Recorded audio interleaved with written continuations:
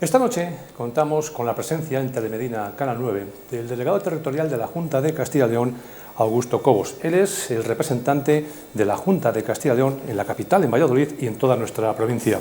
Augusto Cobos, buenas noches. Muy buenas noches. Bueno, Augusto Cobos, que llegó precisamente a ser delegado territorial en el peor momento posible, justamente cuando llega ahí la pandemia. Escasamente 6 meses que había tomado posesión del cargo y aparece la pandemia y esto me imagino que trastoca todos los planes, ¿no? Evidentemente, yo tomo posesión como delegado en septiembre de 2019. Los primeros meses los dedico un poco a conocer la provincia, a conocer cuáles son las características del puesto, cuáles son las funciones que voy a tener que llevar a cabo a lo largo de toda la legislatura, y justo en menos de 6 meses llega la pandemia y evidentemente trastoca todas las previsiones y obliga a hacer un cambio completo en el planteamiento y en lo que es, bueno, y al igual que ocurrió en la vida de todas las personas, pues también en este caso en mi vida personal y también en el trabajo como delegado. Yo mi experiencia, son muchos años justamente en los medios de comunicación, y el delegado territorial pues tenía la presencia justa durante el transcurso de los años, pero en este caso ha cobrado una importancia especial, porque ha estado presente pues desde el minuto 1 de la pandemia, ¿no? Claro, no podemos olvidar que cuando se activa el estado de alarma, consecuencia de la pandemia, el delegado territorial se convierte automáticamente en la autoridad sanitaria en la provincia, al ser esta una emergencia sanitaria. Y al estar activado el CECOPI, ese organismo de coordinación en el que están presentes todas las administraciones en una situación de emergencia, mientras la emergencia era además nacional, la presidencia de ese órgano estaba compartida con el subdelegado del Gobierno, en el caso de la provincia de Valladolid, pero en el momento en que se convierte únicamente ya, baja el nivel de ese estado de emergencia, es el delegado territorial el que asume en exclusiva la presidencia de ese órgano. Pero claro, las competencias eran fundamentalmente sanitarias, la emergencia era sanitaria y por lo tanto ha sido el delegado territorial el que ha tenido que asumir un mayor protagonismo, pero sí que me gustaría en este momento destacar la labor que ha hecho el subdelegado del Gobierno, Emilio Álvarez, tanto compartiendo conmigo esa presidencia del CECOPI, como en todo momento, a lo largo de estos 2 años, como apoyo y como coordinación fundamental entre las dos administraciones, la del Estado y la autonómica.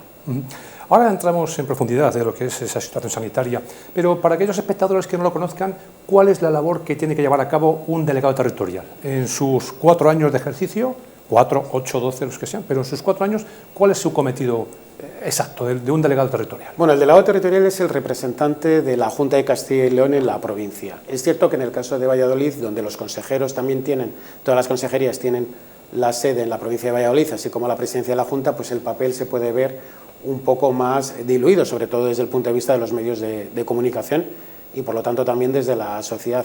Pero es fundamentalmente el interlocutor de la Junta con todos los alcaldes de la provincia. Y eso es un papel que yo he querido asumir, intenté asumirlo desde el principio en esos 6 meses y que para mí ha sido esencial a lo largo de los 2 años de la pandemia.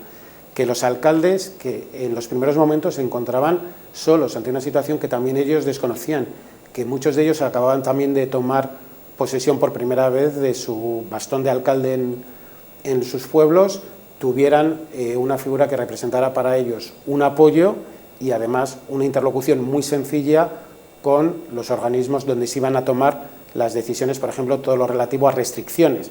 Pues alguien que pudiera explicarles el porqué de esas restricciones, resolver las dudas. Yo creo que en este caso ese ha sido el papel fundamental del delegado territorial en esa perspectiva del papel más normal que tenía, que era la interlocución con los alcaldes de toda la provincia. Señor Cobos, ¿han sido injustos los ciudadanos de Valladolid, en este caso y provincia, ya que nos centramos en nuestra provincia, con la Junta de Castilla y León en temas sanitarios? Porque yo recuerdo cuando llegaban de repente restricciones en hostelería, que si gimnasios, que si horarios, y parece que éramos en Valladolid, sobre todo Castilla y León, pero Valladolid, los pioneros en España en dar el primer paso, ¿no? Y eso a la población a lo mejor no les sentaba muy bien. ¿Han sido los vecinos, bueno, pues se han portado bien en este caso con su compañera, con Verónica Casado, con Francisco Igea, en su momento, con la Junta en general? Yo creo que el comportamiento de los ciudadanos, siempre hay pequeñas excepciones, pero el comportamiento de los ciudadanos ha sido ejemplar en toda la comunidad de Castilla y León y muy especialmente en el caso de la provincia de Valladolid. Evidentemente, cuando nos someten a restricciones a veces es difícil y a veces cuesta entender el porqué de esas restricciones, pero se han cumplido esas restricciones. Estamos viendo cómo en otros países de Europa, cuando se han puesto ese tipo de restricciones, ha habido movimientos en la calle de protesta que han derivado en manifestaciones violentas. Eso no lo hemos visto en ningún lugar de nuestra provincia ni de nuestra comunidad. Por lo tanto, a mí sí que me gustaría poner en valor el papel de los ciudadanos, que evidentemente entendían que estábamos en una situación muy compleja, donde era muy difícil legislar, donde evidentemente cuando te llegaba la restricción y te afectaba a ti de forma personal o de forma profesional, cuando estábamos hablando de los negocios, evidentemente tú protestabas y estabas en tu derecho también de plantear posibles alternativas a esas restricciones, pero donde todo se ha llevado dentro de los cauces del diálogo y de la colaboración entre las administraciones y, en este caso, del comportamiento de un comportamiento social que a mí me parece absolutamente ejemplar. Por lo tanto, yo creo que han sido muy justos, que han entendido esas restricciones y cuando no las han entendido lo han hecho saber de la forma que era más lógica, que era a través del diálogo. Parece que habla usted en pasado, ¿no? Han entendido, ahora ya como que se ha acabado, ¿ya no va a volver a haber restricciones? Porque parece que hemos pasado del todo a la nada, ¿no? Ahora mismo pues estamos como si no pasase absolutamente nada. Estamos en una situación completamente distinta y donde la enfermedad tiene un tratamiento totalmente diferente. Hay un factor fundamental y lo vemos cuando nos comparamos con otros países europeos, donde la mayor preocupación de muchos países es el insistir en la vacunación, el convencer a sus ciudadanos de que tienen que vacunarse, de que tienen que ponerse ahora mismo esa dosis de recuerdo, y si no están poniendo instrumentos que obligan a tener esa vacuna para poder acceder a bares, a museos, a espacios públicos, etcétera. En el caso de España eso no ha sido necesario, y en el caso de Castilla y León tampoco, porque somos una de las comunidades que presentan mayores índices de vacunación, mayores coberturas de vacunación en todas las edades. Por lo tanto, yo creo que ahora mismo las restricciones no tienen el mismo sentido que tenían antes, que la principal restricción es la obligatoriedad de la vacunación. En nuestro caso no es necesario porque hay una conciencia social que ha llevado a la gente a vacunarse, y que además estamos viendo que gracias a ese proceso de vacunación la enfermedad se sigue contagiando, pero no tiene las mismas consecuencias que tenía antes. Lo estamos viendo en esta sexta ola. Hemos visto niveles de incidencia en los contagios que no habíamos visto nunca. Ahora mismo nos mantenemos a 14 días por encima de 4.000, que era un dato que nos parecería impensable, no las anteriores, y sin embargo las consecuencias que eso ha tenido en la hospitalización son completamente distintas, y de hecho ahora mismo ya estamos viendo cómo baja la presión hospitalaria. Por lo tanto, son situaciones distintas, es la misma enfermedad, pero la vacuna ha hecho que podamos enfrentarnos a ella de forma completamente diferente. Yo recuerdo que yo comentaba hace no mucho tiempo, octubre del año 2020, de repente llegan y con 250 casos por cada 100.000 habitantes cierran perimetralmente Medina del Campo, 250 casos, 4.000, 4.600, y estamos ahora mismo con cierta normalidad, ¿no? Algo que los vecinos a lo mejor pues tampoco entienden mucho, y si lo entienden hay un momento en el que da la sensación que ya no les llama la atención. Yo muchas veces he estado casi todos los días, se abría por la noche el programa hablando de los datos, y yo creo que ahora ya de los datos, y como el que oye llover, la gente ya no tiene esa sensación, ¿no?, de peligro ni de... Claro, yo lo planteaba el otro día con una persona. No tenemos más que pensar la percepción que teníamos, por ejemplo, las navidades pasadas, cuando referías a octubre de 2020, las navidades del 2020 o las navidades del 2021. Las navidades del 2020 nos daba pánico que cualquiera de nuestros mayores se pudiera contagiar, porque aún no teníamos las vacunas, porque aún teníamos muchísimo miedo, porque contagiarse de COVID significaba, podía llevarnos al hospital, y lamentablemente veíamos que las tasas de mortalidad derivadas de la enfermedad eran muy altas. A lo largo de todo el año 2021, con el proceso de vacunación, hemos aprendido a convivir con la enfermedad, y a medida que pasaban los meses a entender que era necesario ser prudentes, que era necesario mantener las medidas, que era necesario, y yo siempre he insistido en limitar en lo posible nuestros contactos sociales, pero también veíamos que cuando las personas mayores de 70-80 años se contagiaban, no acababan en el hospital. Y todos hemos visto en nuestro entorno más cercano personas que lamentablemente se han contagiado esta Navidad, porque con la variante Omicron hemos visto contagios. Es imposible que alguien diga que no conoce a nadie que no se ha contagiado del COVID en su entorno más próximo. Bueno, pues yo conozco personas y he tenido en mi familia personas mayores de 80 años que se han contagiado, pero que han pasado la enfermedad en su casa. Eso evidentemente cambia la percepción de la sociedad y hace que, bueno, pues los datos los veamos ya de forma completamente distinta.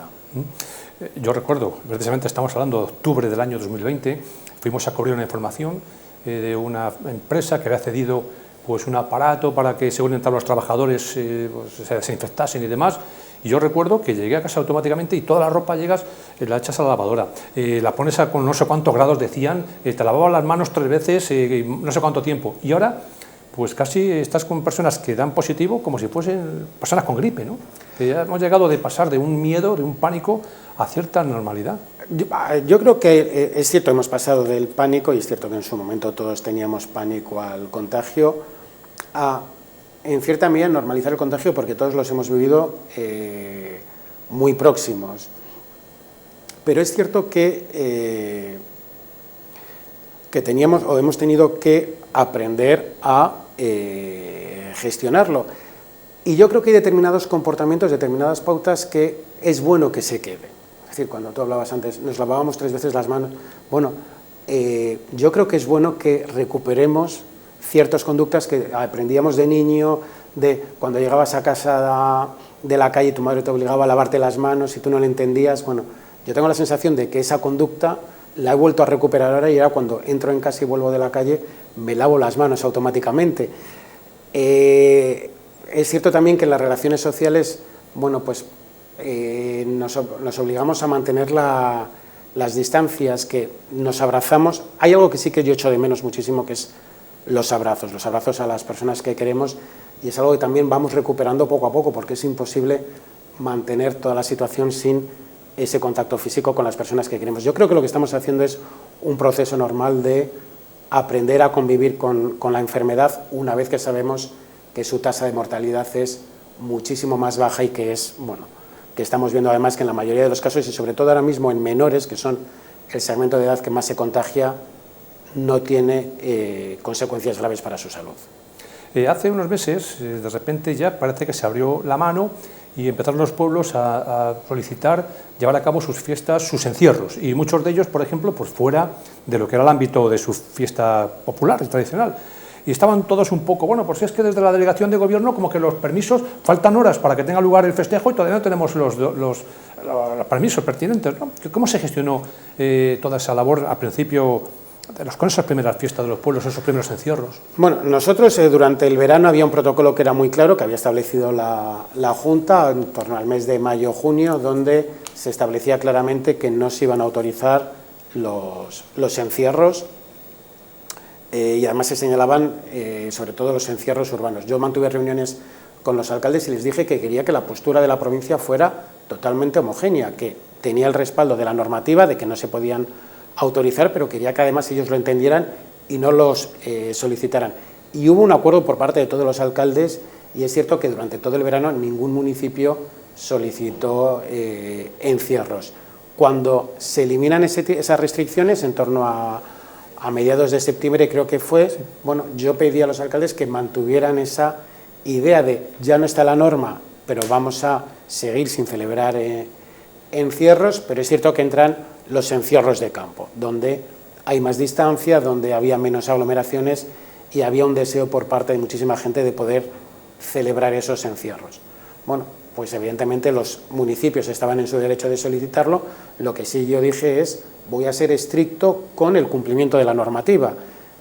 Si no está toda la documentación, no se autoriza. Si no se dan las garantías suficientes para la celebración del encierro, no se va a autorizar. Y eso hacía que muchas veces, bueno, llegáramos al límite a la hora de autorizar, no porque quisiéramos entorpecer, sino porque muchas veces la documentación no estaba completa y se les exigía que se subsanara y que lo hicieran a tiempo para que nosotros lo pudiéramos autorizar.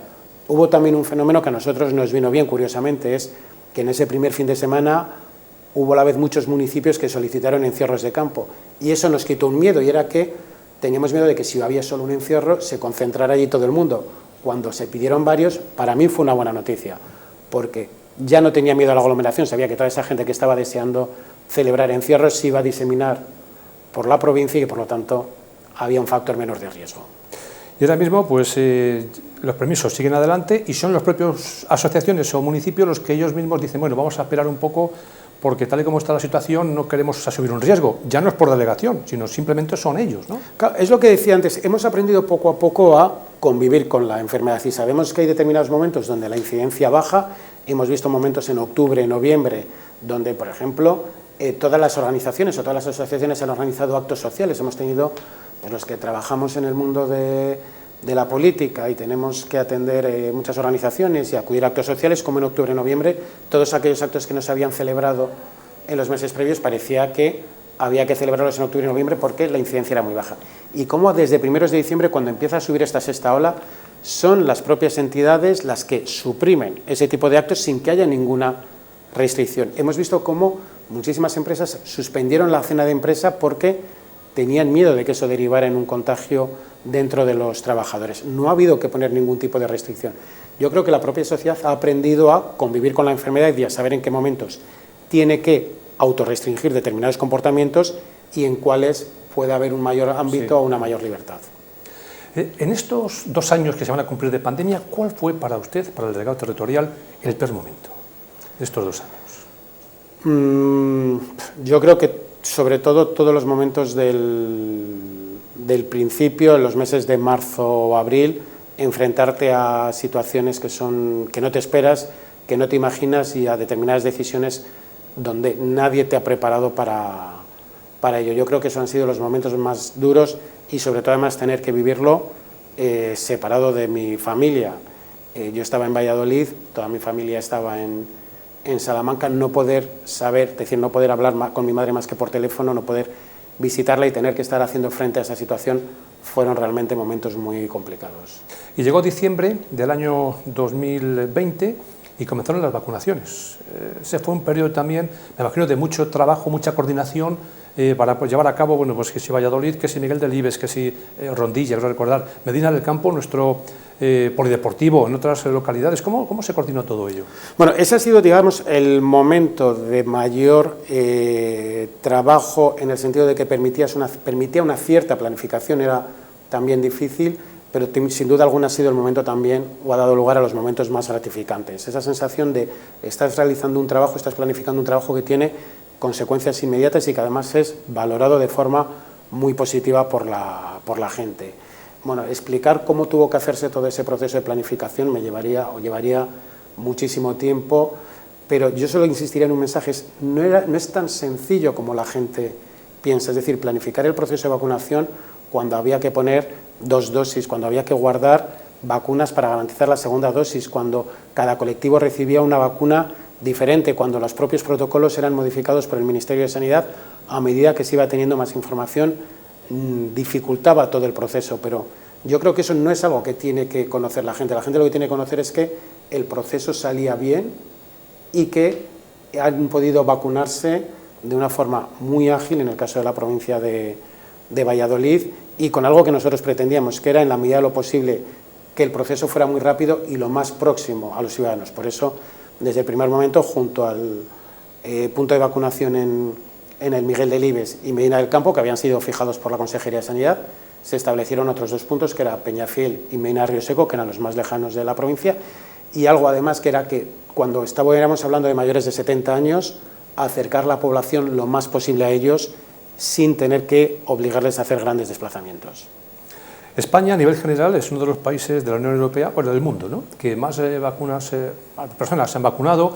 Es algo que pues, nos congratula. Y en lo que es Medina, Valladolid, la provincia, respecto al resto del país, ¿también somos de los que más hemos dado ese paso adelante o somos como la media nacional? No, somos de los que más. Yo siempre explicaba que en algunos tramos de edad, y sobre todo en los primeros momentos, éramos la provincia de Castilla y León que presentaba coberturas de vacunación más altas, y es cierto que cuando lo comparaba con los datos del Ministerio de Sanidad, no teníamos coberturas provinciales, sí que teníamos la cobertura autonómica, pero yo muchas veces me fijaba que si Valladolid fuera una comunidad autónoma, se estaría muchas veces entre la segunda o la tercera con mayores coberturas de vacunación. En algunos momentos era Galicia, otros era Asturias, pero nos movíamos siempre en ese segundo, tercer, cuarto puesto.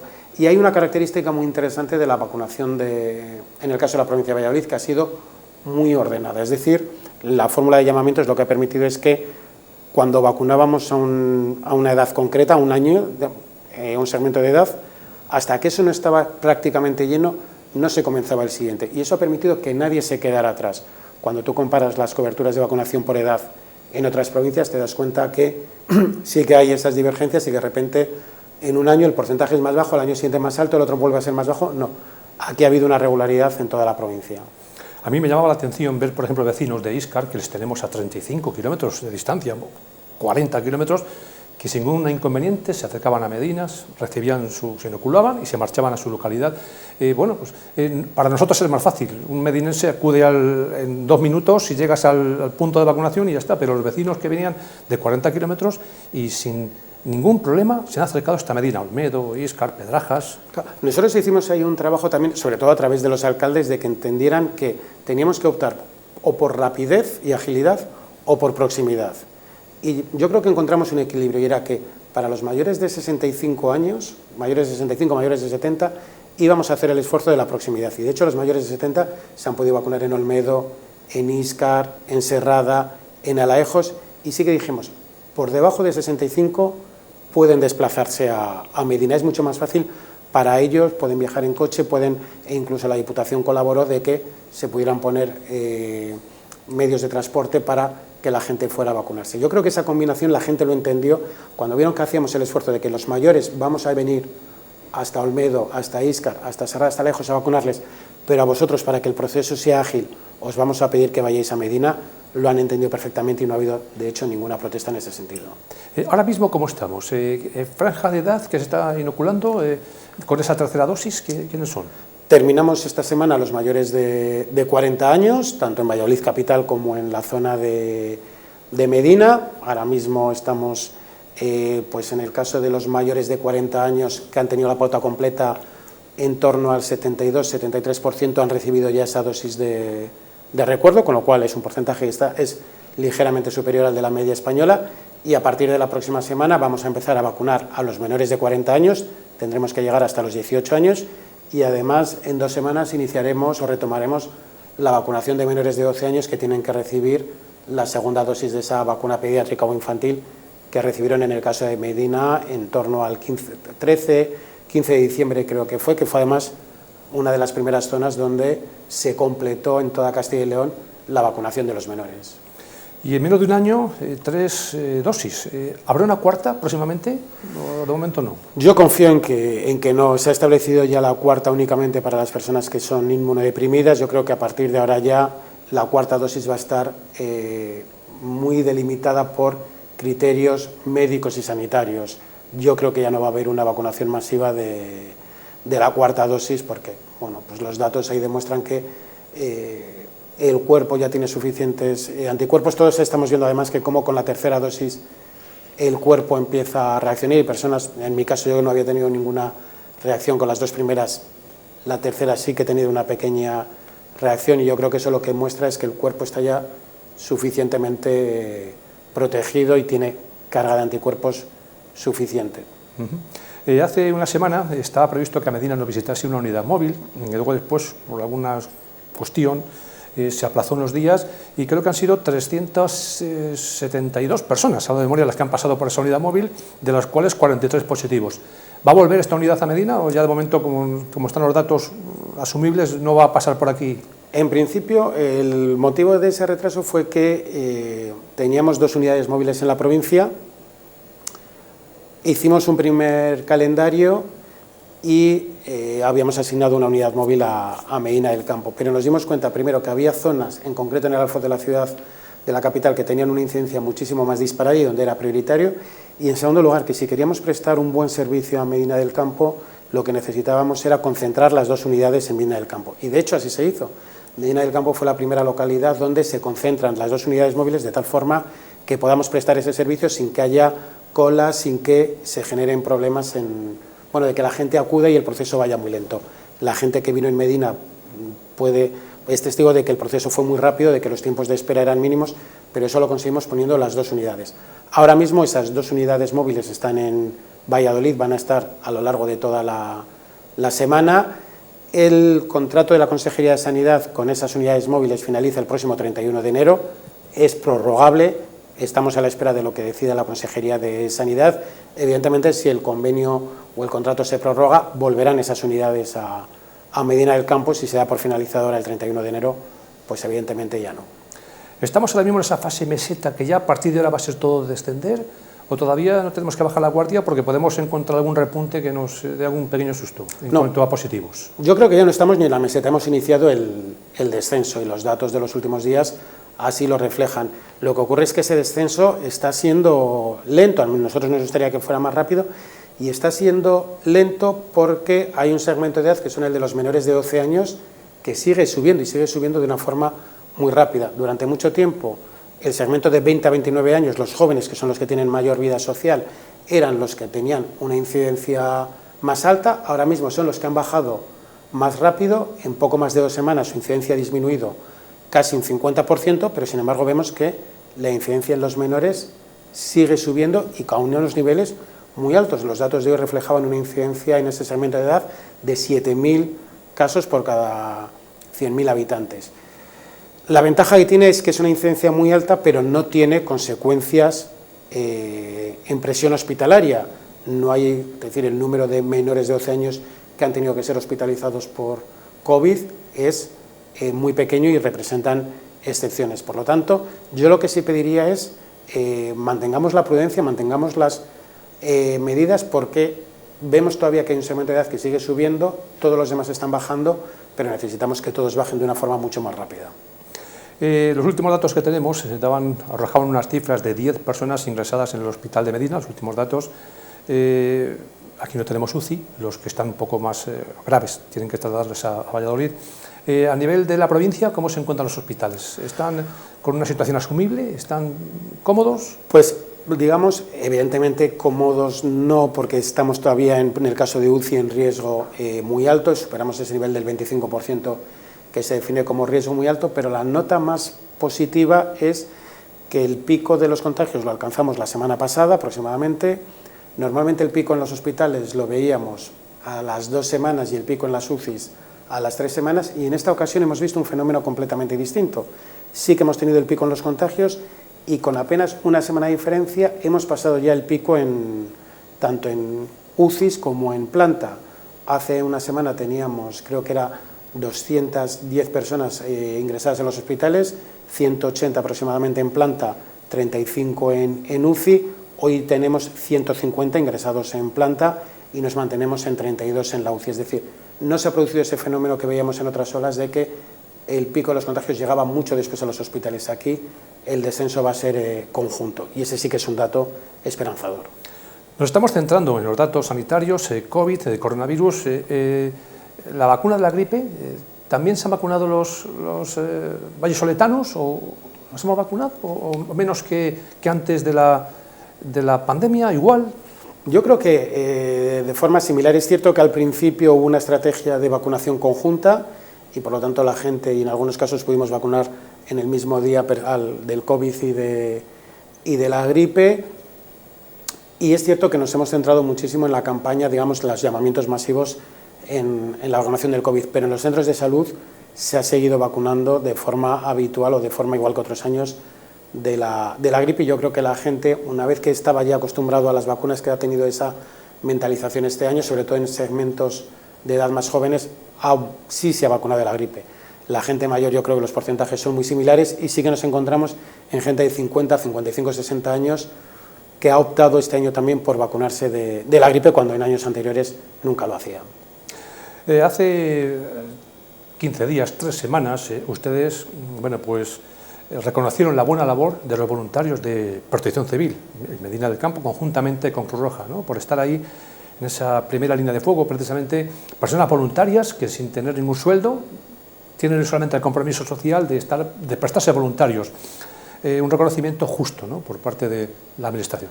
Era un reconocimiento justo y era un reconocimiento que debíamos a todos ellos. Lo hicimos en su momento en Valladolid y yo me había comprometido con Guzmán, con el alcalde de Medina del Campo, en hacerlo también en Medina del Campo.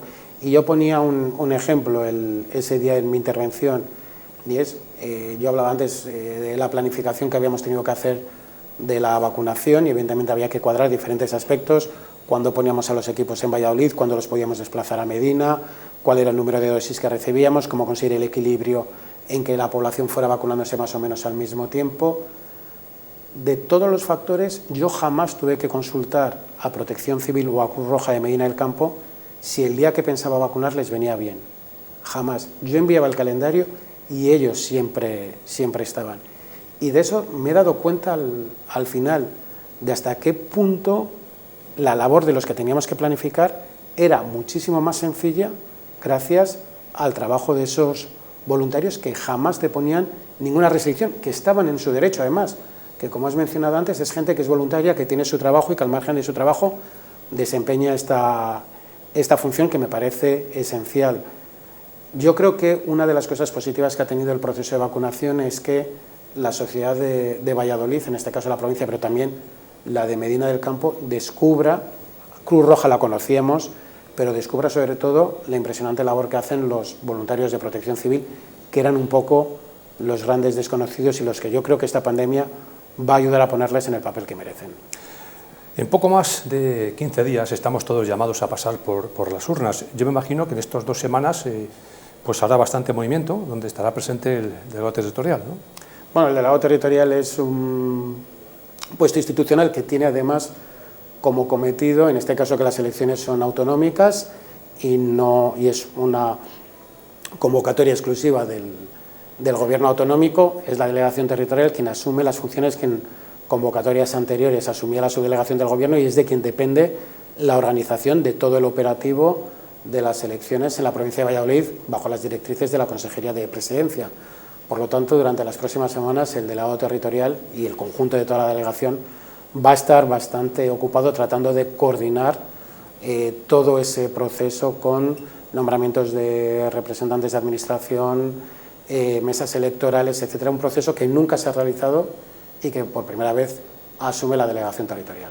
O sea, me imagino que entonces bastante trabajo en estos últimos 15 días, ¿no?, que tenemos por delante, ¿no? Sí, no, es decir, y además es un trabajo que no sustituye al anterior, es decir, nos queda finalizar la campaña de vacunación para llegar hasta los 18 años, nos queda planificar la segunda dosis a los menores de 12 años, nos queda finalizar ese calendario de test de antígenos que concluye ahora en Valladolid, nos queda seguir con la actividad normal de la delegación. Mañana, por ejemplo, tenemos comisión de urbanismo y de medio ambiente y además se añade ese trabajo que es completamente nuevo y que además es esencial y en el que no podemos permitirnos ningún fallo, como es el de preparar unas elecciones autonómicas en Castilla y León.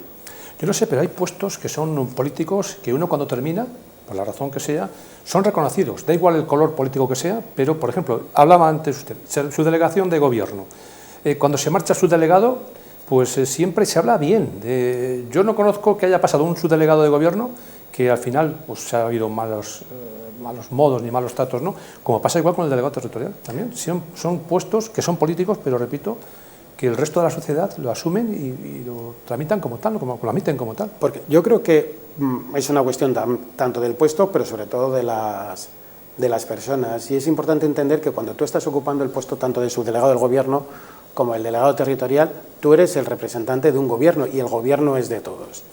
Yo decía antes, es decir, yo me he empeñado en ser el interlocutor de todos los alcaldes de la provincia con el gobierno de la Junta de Castilla y León, y cuando digo todos es todos. Y uno de mis objetivos es que ningún alcalde pudiera decir que había sido tratado de forma distinta en función del color político de su ayuntamiento. Para mí ese era el objetivo y creo que todos mis esfuerzos estaban focalizados en eso, que todos percibieran que les iba a tratar exactamente por igual, que para mí eran alcaldes y por lo tanto eran el interlocutor con su localidad y que no iba a tener en cuenta ninguno de dos factores, ni el tamaño de su población ni el partido al que estuvieran representando. Evidentemente, el tamaño de la población sí que influye en esa relación. La relación, por ejemplo, con la capital, con Medina del Campo, es mucho más fluida que con un pueblo pequeño, pero cuando un problema se planteaba en un pueblo pequeño, iba a tener el mismo trato que yo estaba dando a los alcaldes de los grandes municipios. ¿Qué tal con Óscar Puente, alcalde de Valladolid? ¿Y qué tal con Conrado Íscar, presidente de la Diputación? ¿Qué tal la relación? Yo, mis relaciones con las dos personas que has citado son buenas. Con el alcalde de Valladolid he tenido que trabajar a lo largo de estos 2 años y medio, y solo puedo decir que en aquellas circunstancias donde le he pedido la colaboración del ayuntamiento la he tenido siempre y en todo momento.